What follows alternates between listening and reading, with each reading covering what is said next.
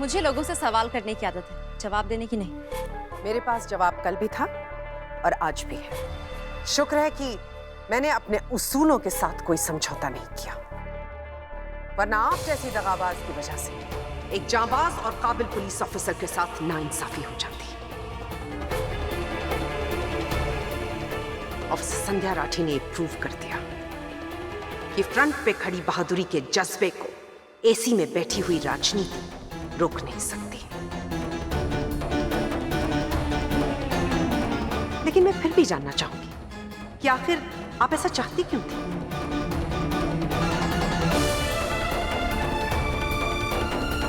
कि मैं नहीं चाहती थी कि संध्या राठी को बेस्ट कैडेट ट्रॉफी मिले और उसकी पोस्टिंग पुष्कर शहर में हो।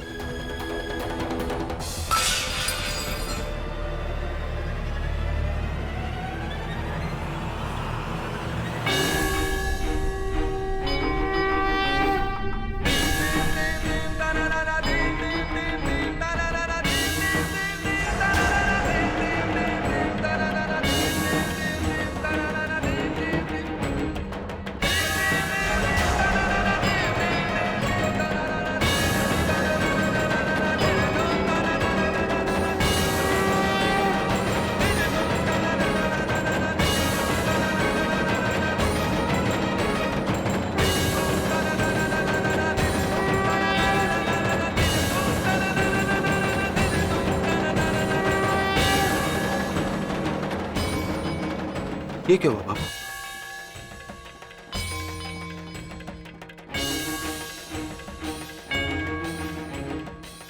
संतोष, बोले क्यों कौन? क्या हुआ? क्या हुआ बाबू?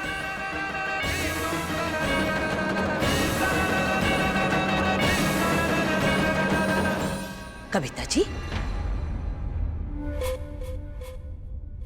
आप ना चाहती थी कि हमारी संध्या बीननी पहले नंबर का तमगा जीते?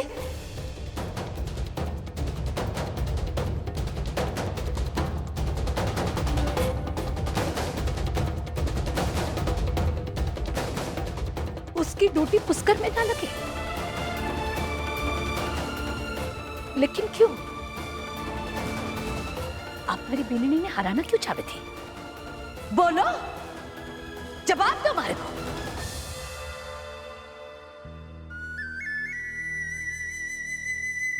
आंटी जी बस, मारे को आपकी लच्छेदार बात न सुननी है कविता जी। आपके राजनीति के घी से चुपड़े हुए झूठ ना सुनना है। मारे को सिर्फ सच जानना है, सिर्फ सच सुनना है। संतोष जी, हमारा सौदा स्वार्थ की बुनियाद पर टिका था। स्वार्थ? कैसा स्वार्थ? आपका स्वार्थ। आप चाहती थी कि मेरी मदद से आपकी लाडली बीननी संध्या को बेस्ट कैडेट ट्रॉफी मिले।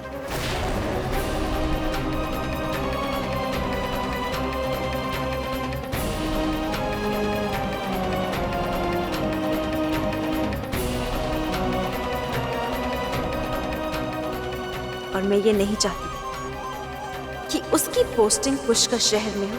ये मेरा स्वार्थ।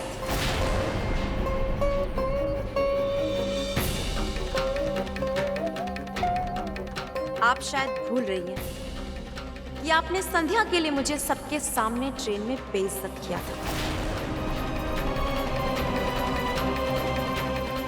मुझे आपकी इस लाडली बीननी संध्या से उसी दिन से नफरत हो गई थी। फिर तो ये असंभव था ना कि मैं संध्या राठी को जिंदगी की किसी भी लड़ाई में जीतते हुए देख सकती।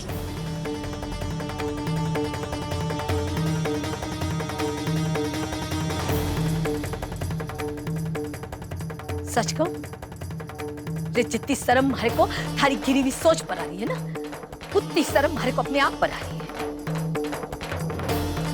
कि मैंने ऐसे इंसान पर विश्वास किया। शर्म आ रही हमारे को अपने आप पर। तो ये आपकी गलती है।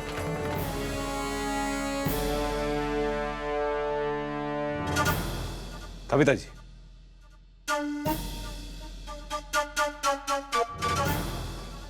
क्या कहा आपने कि भाभो की गलती है? शायद सही कहा आपने। आपके साथ इतना प्यार, आपको दिया इतना सम्मान, ये सब हमारी तो गलती है। क्योंकि एक ऐसा सच जो हम कभी सपने में नहीं सोच सकते कि आप हमारे साथ रह के इतना बड़ा धोखा करेंगे। क्या बिगाड़ा था भाभो ने आपका, जो आपने हमारे परिवार के साथ इतना बड़ा धोखा किया? जबकि हमने तो आपको अपने परिवार के एक सदस्य की तरह माना था। कभी भी कोई बैर या भेदभाव नहीं रखा आपके साथ। तो फिर आज आपने इतना बड़ा धोखा क्यों किया हम सबके साथ?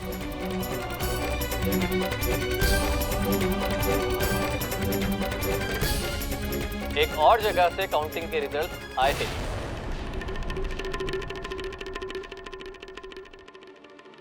सब कुछ वोट्स के लिए किया।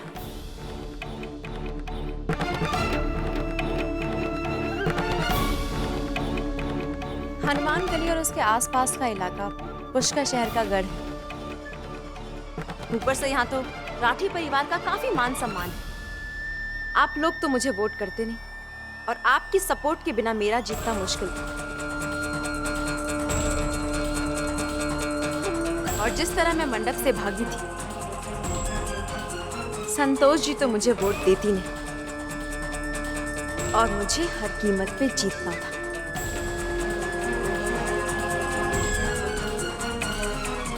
बस इसलिए खेला मैंने ये सब नाटक।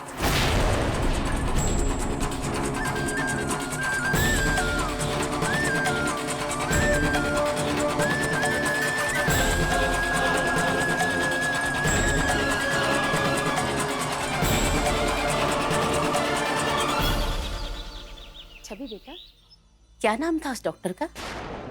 डॉक्टर का नाम वो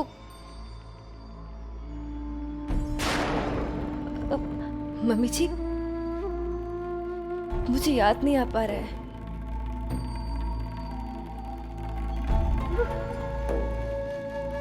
अच्छा बेटा, वो हॉस्पिटल वाली फाइल कहाँ रखी है? फाइल? मैं खुद उसमें नाम देख लेती हूँ। फाइल? अच्छा छवि, फाइल भी याद नहीं आ रही है? मैं खुद ढूंढ लेती हूँ। मम्मी जी,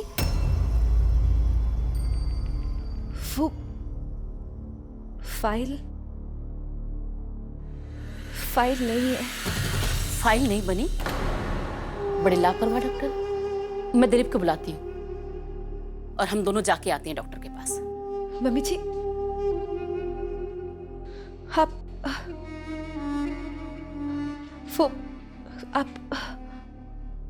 आप दिलीप जी को मत बुलाइए।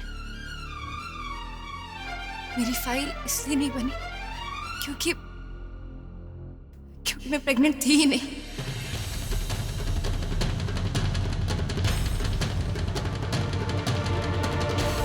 और ना ही मेरा मिसकैरेज हुआ था।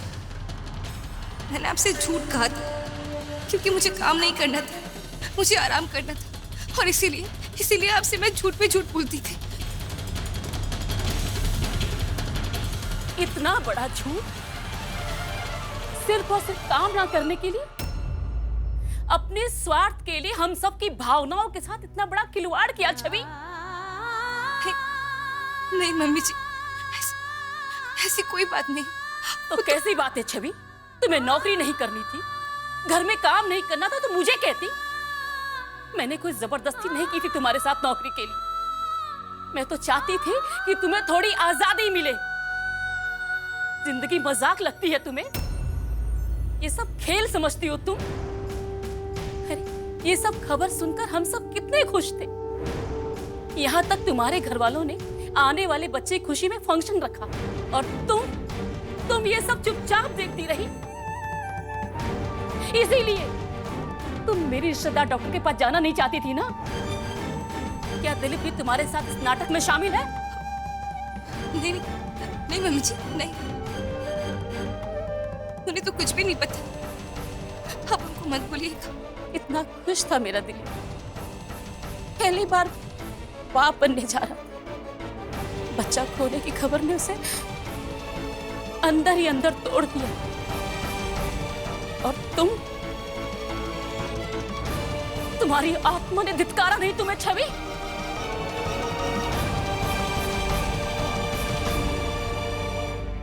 सच कहूं तो ये सब जानकर मुझे ज्यादा हैरानी नहीं हुई, क्योंकि जो लड़की अपनी शादी का लहंगा चुरा सकती है वो कुछ भी कर सकती है।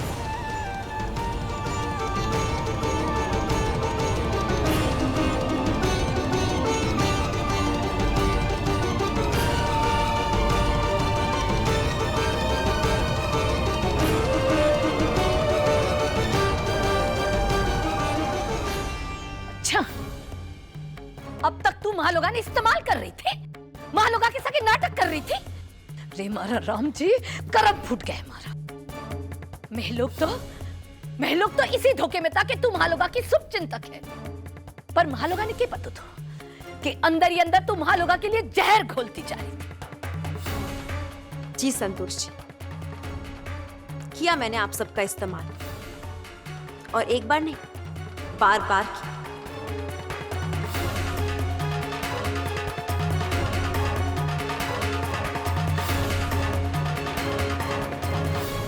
याद है आप सब लोगों को, जब मैं सोमेश्वर का नाम लेके रोते रोते आप सबके पास आई थी?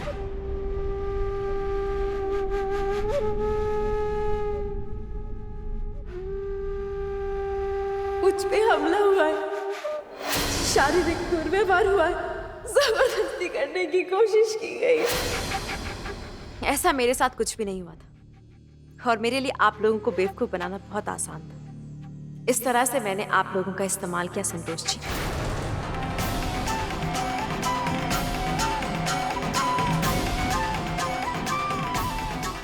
वैसे आपको ये बात जानकर काफी हैरानी होगी कि इन सब चीजों के बारे में आपकी संध्या बीननी पहले से ही जानती थी।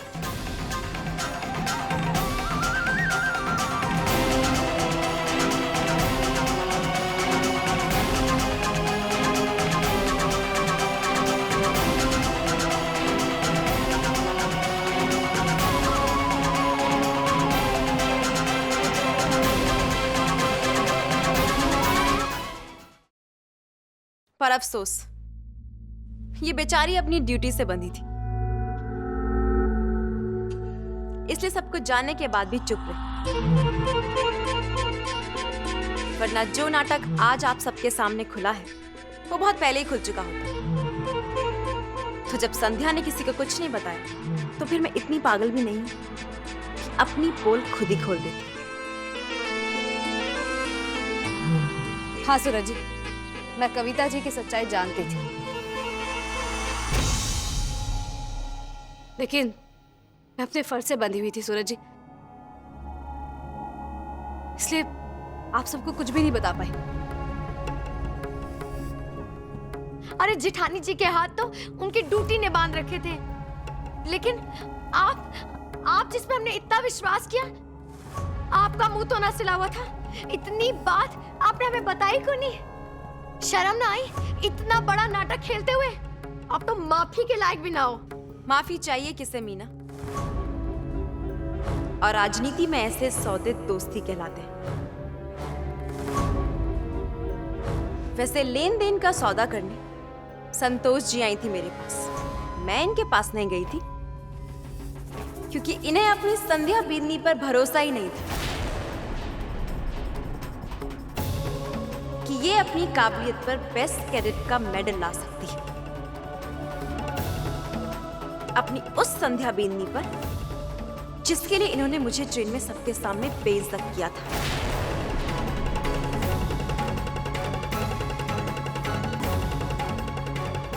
बस कविता जी,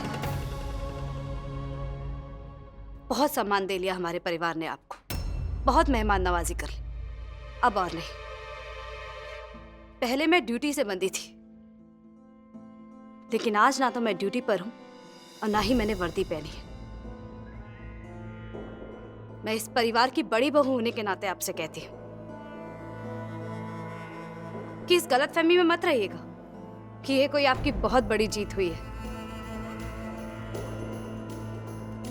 आपका ये असली चेहरा इस परिवार ने इसलिए नहीं देखा क्योंकि आपके जैसा छल कपट नहीं जानते ये लोग। और भाभो आपसे मेरे लिए मदद मांगने इसलिए नहीं गई थी कि इन्हें मुझ पर भरोसा नहीं था, बल्कि इसलिए गई थी क्योंकि एक माँ होने के नाते ये नहीं चाहती थी कि मेरी नौकरी इस परिवार के टुकड़े कर दे।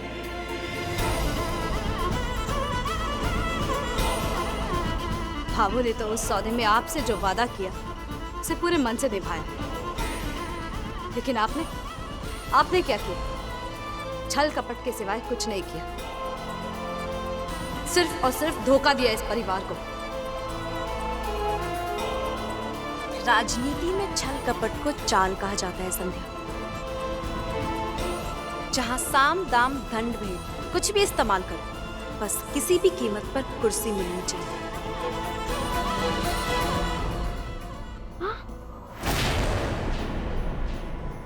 और ये प्यार, सम्मान, भरोसा, ये सब तो मिडिल क्लास लोगों के लिए मायने रखता होगा। हमारे लिए मायने रखती है पावर, औदा, कुर्सी, जो मुझे आज मिलने वाली है। और जैसे मुझे कुर्सी मिलेगी ना, तो संध्या राठी तुम कहाँ और मैं कहाँ।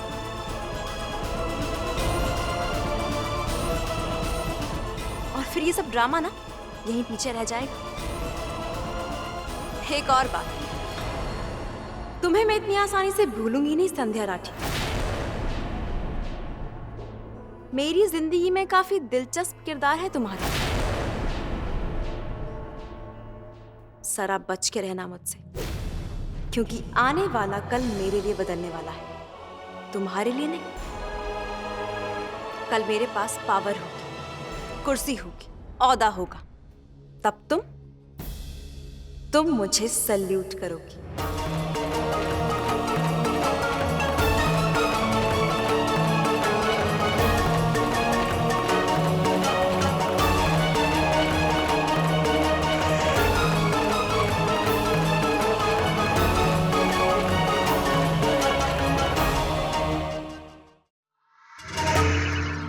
बहुत जानती हैं आप अपने बारे में,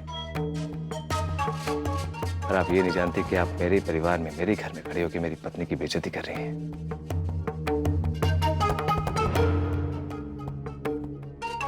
खैर, आप क्या जाने ये सब, क्योंकि इससे तो यही जाहिर होता है कि आपको रिश्तों और इंसानों का सम्मान करना ना कभी आता था और ना ही कभी आएगा।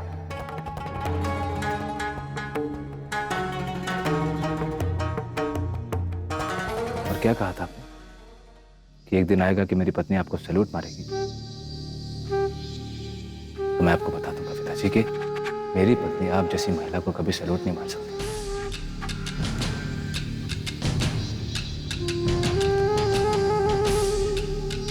और ना ही वो दिन कभी आएगा। बस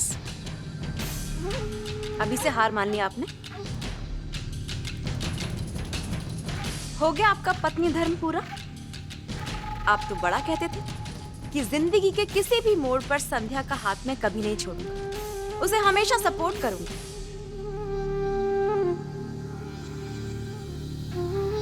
और मैं तो यहाँ मैदान में अभी उतरी भी नहीं, अभी से उसकी नौकरी छुड़ाने की बात करने लगे।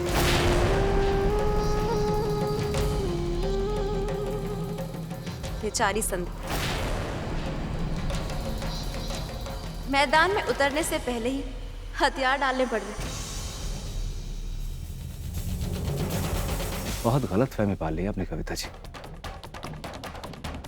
ना तो मैं अपनी पत्नी का साथ देना कभी छोड़ूंगा, और ना ही मेरी पत्नी ये नौकरी कभी छोड़ेगी।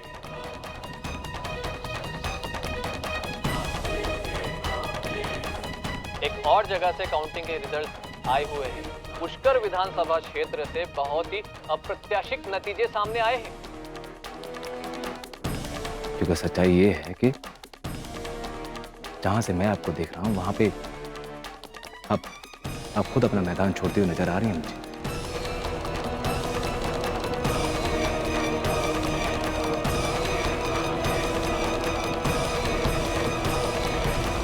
कहावत तो आपने सुनी होगी ना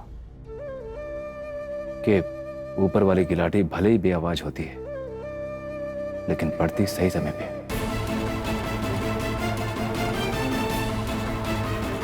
आप जरा टीवी देखेंगे?